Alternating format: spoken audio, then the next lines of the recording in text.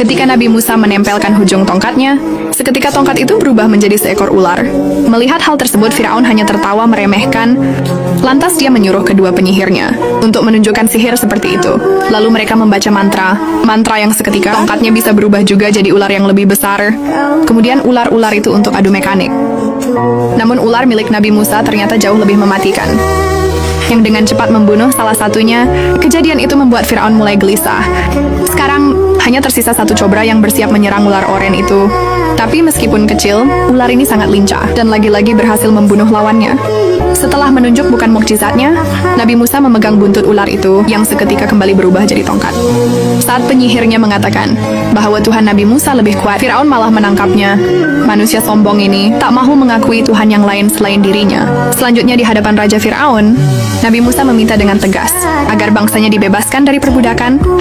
Raja Firaun terkejut melihat air di istananya yang tiba-tiba berubah jadi darah. Begitu pula sumur-sumur. Para penduduk Mesir juga ikut-ikutan terdampar. Dan yang lebih mencengangkan, seluruh air di Sungai Nil yang awalnya jernih, seketika berwarna merah mengerikan. Kejadian ini disebabkan oleh kesombongan Firaun yang telah berani menantang Tuhan Yang Maha Esa. Bukannya bertaubat, manusia ini malah menyuruh penyihirnya untuk menyelesaikan permasalahan tersebut, namun tidak ada satupun yang bisa melakukannya. Akibat dari kejadian itu, Firaun mulai kebingungan. Karena bencana demi bencana datang silih berganti. Pada awalnya, negeri Mesir dilanda oleh wabak kodok, seluruh wilayahnya dipenuhi oleh haiwan. Amfibi itu juga mereda. Muncul lagi wabah lalat yang menjijikkan, hingga menyebabkan banyak kuda-kuda peliharaan mati. Ditambah lagi, penduduknya terserang penyakit cacar yang mematikan. Namun seolah belum cukup ini. Jutaan hamba belalang menyerbu Mesir untuk menghancurkan persediaan pangan mereka. Semua bencana itu jelas peringatan dari Sang Maha Kuasa. Akan tetapi Raja Firaun tetap kehendaknya dengan mengaku sebagai Tuhan. Nabi Musa memimpin kaumnya untuk melarikan diri dari kejaran Firaun dan pasukannya yang kejam. Tibalah mereka di tepi Laut Merah dan malah terjebak karena enggak ada jalan lagi.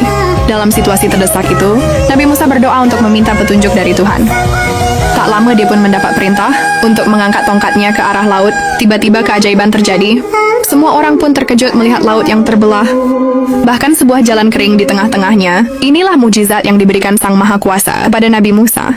Meski begitu, Raja Firaun yang sombong tetap tak mengakui adanya Tuhan selain dirinya. Dengan cepat, sang Nabi mengajak kaumnya untuk melintasi jalur. Yang kedua sisinya terdapat tembok air laut yang menjulang tinggi. Firaun yang tak ingin menyerah nekat mengejar mereka melewati jalan tersebut. Akan tetapi, ketika Nabi Musa dan kaumnya telah sampai duluan, di seberang disitulah dia kembali mengangkat tongkatnya. Atas perintah Tuhan, secara perlahan, air laut itu mulai menyatu kembali, sehingga menenggelamkan Firaun dan seluruh bala tentaranya.